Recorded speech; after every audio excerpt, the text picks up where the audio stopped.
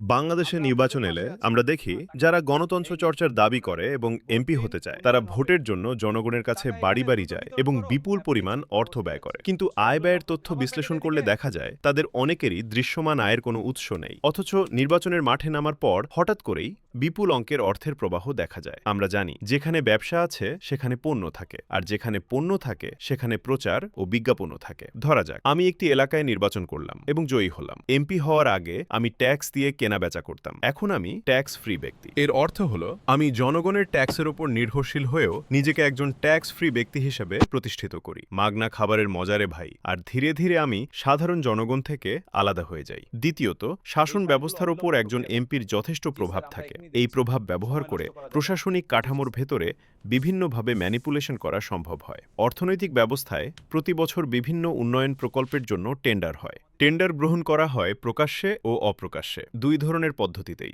এই টেন্ডারগুলোই হয়ে ওঠে একজন এমপির প্রধান লক্ষ্যবস্তু।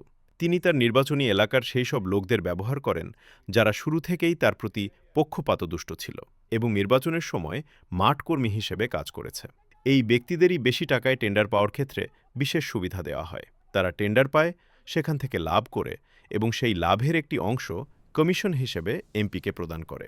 ধীরে ধীরে এই কমিশনের ওপরেই একজন এমপি নির্ভরশীল হয়ে পড়েন। কাগজে কলমে এগুলো উন্নয়ন প্রকল্প, কিন্তু বাস্তবে এটি একটি টেন্ডার ভিত্তিক ব্যবসায়িক চক্রে পরিণত হয়। এর সাথে চাঁদাবাজি, দখলদারি, ট্যাক্স ফাঁকি, আমদানি রপ্তানি, অপহরণ, এমনকি রাজনৈতিক হত্যার সাথে জড়িত হয়ে যান।